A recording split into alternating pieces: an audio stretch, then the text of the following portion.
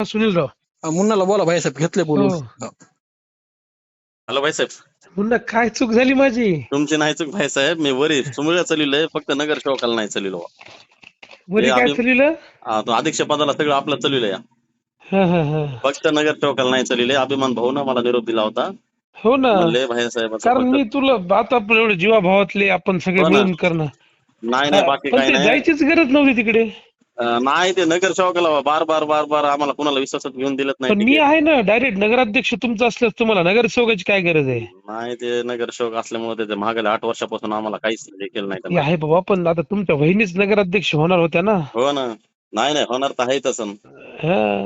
100% नका मला त्यासोबत अभिमान. फिरू दीपक सोबत आता. नाही ते साहेबांच्या रडारवर आलंय सगळं. हो हा. आणि हो, आता इथं आता पोलीस अन्नाची स्टेशन बेल पाशी होणार आहे, सगळं होणार आहे, व्यवस्थित होणार आहे की. हो हे आता पोलीस स्टेशन पाशी बाईट देऊ लागले, सर भेटले. तुम्ही बघितलं ना मागे, कशाला तुम्ही हे करता? बर नका थांबू त्याला, सरळ म्हणा इलेक्शन पुरता विषय होता म्हणा माझा. बर झालं म्हणा आता, माझ्या आणि भैयाचे संबंध आहेत म्हणा आता, ते नाराज झालेत म्हणा आता. हो भाईसाहेब. डायरेक्ट सांगा त्याला, म्हणजे ते त्रास देत नाही. हो उद्या काम करायचे, रजिस्टर करून घ्यायचे सगळे आपल्याला. भाईसाहेब ते नगर सेवक आता आपलं लय मी आहे ना, डायरेक्ट तुम्हाला माझी टीम म्हणून काम करा ना तुम्ही. हो ते तरी पण ते नंतर ते सोबत जाण्यामुळे गल्लीतल्या पोराला त्रास जास्त झालेला आहे माझ्यापेक्षा. हो, पण त्याच्यावर काय रुकणार आहे आपलं गल्लीतल्या माणसामुळे? हो ना. आता तिथं सुनील राव आहेत सगळे, त्याला सांगा, मला सांगा काय विषय. बरोबर. नका राहू तुम्ही, गणू नका राहू तिथे आता. हो हा.